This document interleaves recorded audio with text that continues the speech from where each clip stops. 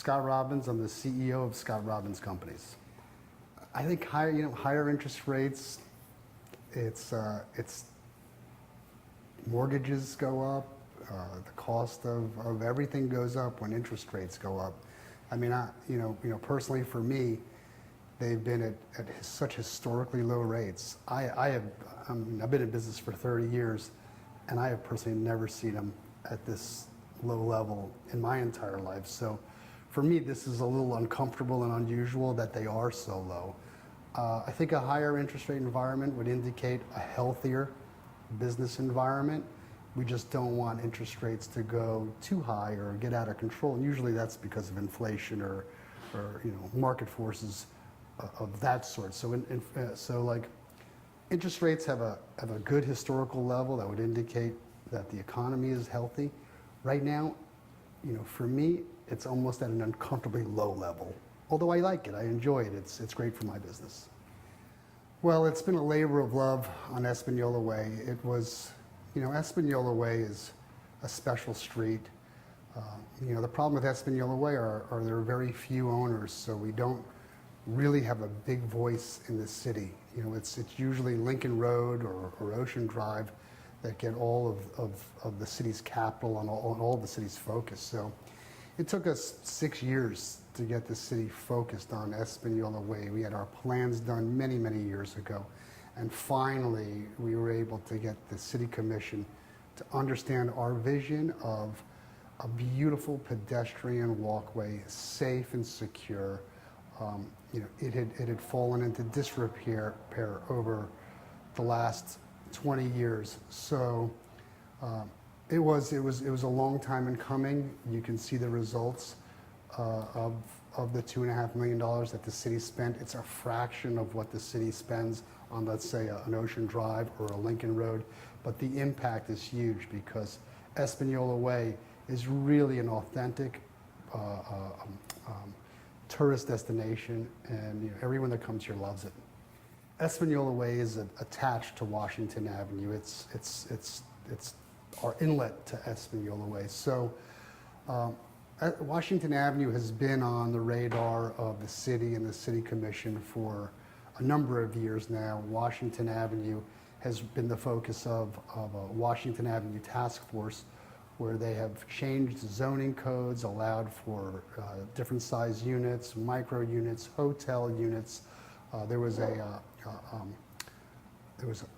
big, I don't know what they would call it, not a charrette, but a community gathering where the community came together with an architect. Bernard Ziskovich was the architect that helped us sort of imagine Washington Avenue. So the question is there are a lot of changes on the horizon? I do believe so, but Espanola Way, honestly, is just isolated from everything. We may be attached to Washington Avenue, but we're nothing like Washington Avenue. People walk down the street and it's like, wow, where did this street come from?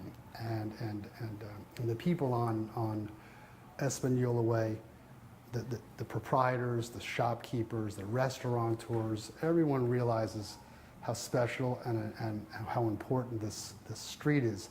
And they really do their best to make sure that elements that you wouldn't want on the street are kept off of the street, and everyone here feels safe, secure, kids running in this, playing in the street. So we've created a special environment.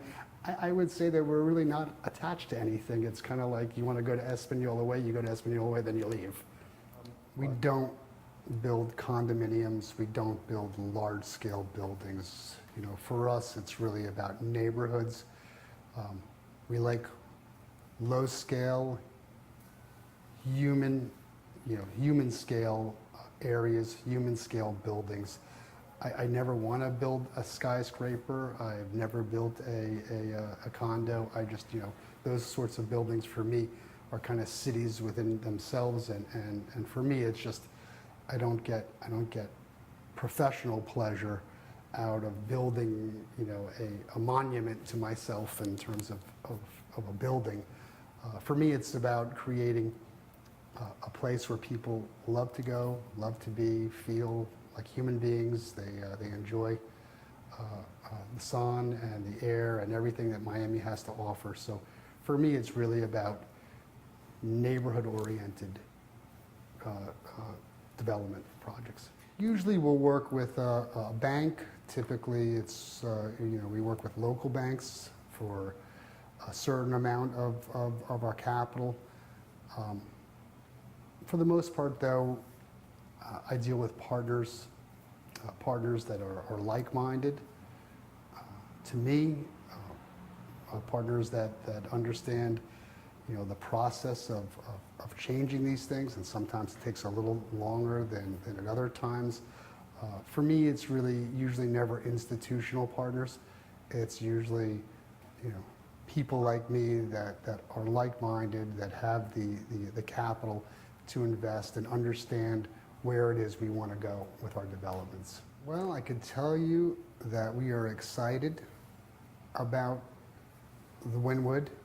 For me, I think Wynwood is Miami Beach's version of Soho. It's really the next frontier, and for me, Wynwood, Wynwood represents the new Miami, the cultural Miami, the urban Miami. Sprinkle in beautiful art and street art all over the place. Sprinkle in young, vibrant people, young businesses, early entrepreneurs that are trying to make it for the first time in their lives. So for me, just the dynamics of Wynwood, it's edgy, for sure.